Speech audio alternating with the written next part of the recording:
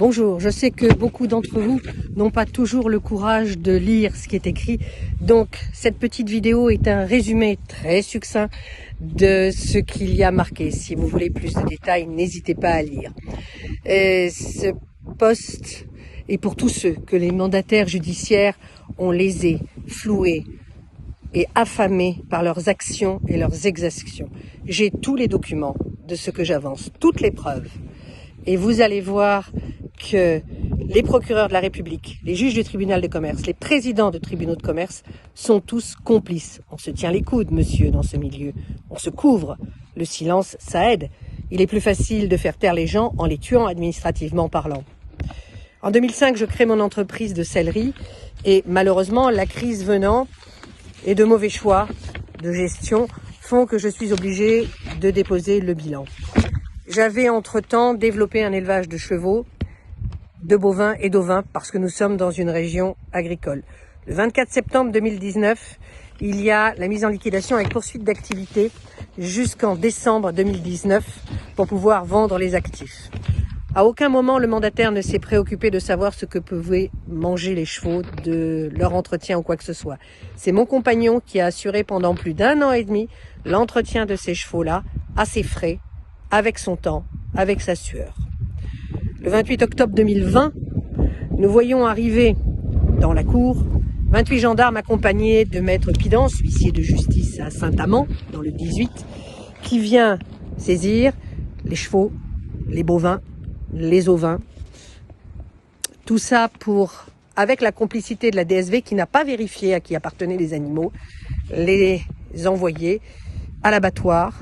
Les femelles étaient présumées pleines. Je vous laisse imaginer. Donc, les chevaux seront bradés dans le cadre d'une vente aux enchères le 11 décembre 2020 en plein Covid. Il n'y avait personne.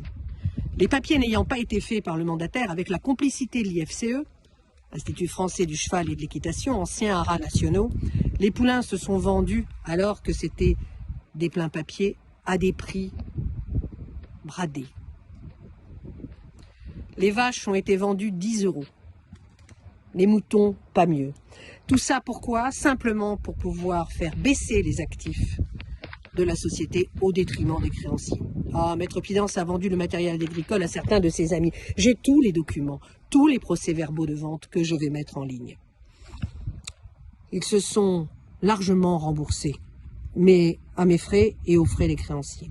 Par exemple, le docteur Lagarde, qui a fait pendant 1 mois et demi au haras du Val d'Arnon à Lignières la pension des chevaux et qui a fait des actes. Il s'est largement remboursé, c'était un peu ennuyeux, il était créancier de l'URL.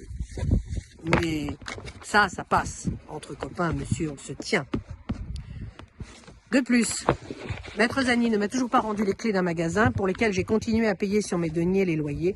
Bien évidemment, à un moment, le Crédit Agricole a arrêté le prêt, j'étais caution solidaire, et ils ont bloqué l'argent, voire plus que ce que je leur devais. Et là, ça fait 1 mois et demi, silence, je n'arrive pas à les avoir pour pouvoir récupérer le peu qui avait été pris en trop.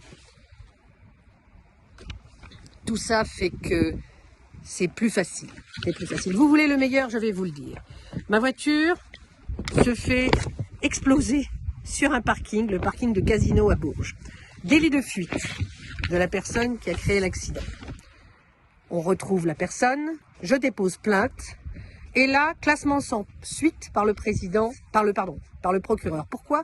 Parce que cette personne était la femme du juge de Logivière, juge du tribunal de commerce, en charge de mon affaire. Classement sans suite. Le juge de Logivière n'a pas pensé qu'il y avait conflit d'intérêts. Et malgré une lettre de mon avocat au président du tribunal de commerce, celui-ci n'a pas répondu, et demandant la destitution du juge de Logivière, celui-ci s'est maintenu. On se tient toujours les coudes. Il y a beaucoup de choses dans cette affaire. Mais elle commence quand? Elle commence au moment de la liquidation à Nice d'une société familiale. Cette liquidation se faisant in boni, malgré les errements du mandataire, Maître Funel. Celui-ci a beaucoup à perdre. On se tient. Et cela va faire plus de 5 ans, bientôt 5 ans, que nous attendons que le tribunal de Nice clôture cette affaire. On se tient les coudes toujours. Il va être plus facile de faire taire les gens que de les laisser passer devant une justice honnête.